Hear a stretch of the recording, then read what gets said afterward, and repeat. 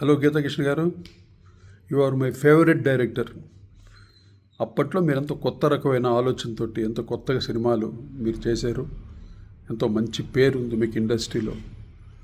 చాలా చక్కటి director K Vishwanath గారి శిష్యుడికి చేసి ఆయన దగ్గర శిష్యుడికి చేసిన డైరెక్టర్స్ మీరు ఒక్కరే అంత ఫేమ్ అయ్యి అంత మంచి సినిమాలు తీశారు. కానీ ఈ మధ్య మీరు కొంచెం ఎక్కువగా అవుతుంది. మ్యాటర్ ఏంటంటే కీరవాణి గారి గురించి కానీ, సునీత గురించి కానీ, మా చంద్రబోస్ గురించి, వీఆర్ ఆల్ మా family, we are all one family members. ఇక్కడ తప్పు ఏమీ జరిగిపోలేదు. ఏం జరిగింది అంటే అది అసలు వాళ్ళు మీడియా వాళ్ళు చూసుకుంటారు. ఆ పాట ఏంటి, ఆ గోలే మనకు తెలియదు. కానీ ఇలా పర్సనల్గా మనుషుల్ని అలా మాట్లాడడం అది ఎంతవరకు కరెక్టో మీరు ఆలోచించండి గీతాకృష్ణ గారు. ప్లీజ్, యాజ్ యువర్ బ్రదర్, మీరంటే నాకు చాలా ఇష్టం, నేనంటే కూడా మీకు చాలా ఇష్టం, నాకు తెలిసేది. ఎందుకంటే ఆ కార్యక్రమం ఎంతో చక్కగా జరుగుతుంది. ఏదో చిన్న గ్లిచెస్ ప్రతి దాంట్లో వస్తాయి. ఇప్పుడు నేను చేశాను, మేము చేసిన ఎన్నో కార్యక్రమాల్లో చిన్నవి వస్తాయి. అక్కడక్కడ మర్చిపోతారు అందరూ, వాళ్ళు హ్యాపీగా ఉంటారు.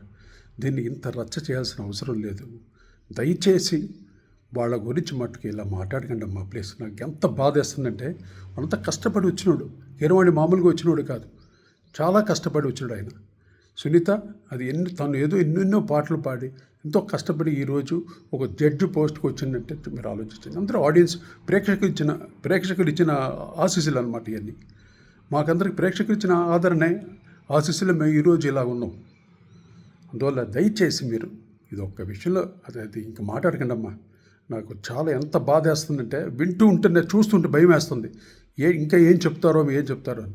వద్దు నాన్న, ప్లీజ్ డియర్, ప్లీజ్ గీతాకృష్ణ గారు, సారీ. నేను మిమ్మల్ని హర్ట్ చేస్తుంటే మటుకు నన్ను క్షమించండి. ఈ విషయంలో మటుకు ఇంకా ఏది మాట్లాడకండి దయచేసి. Thank you.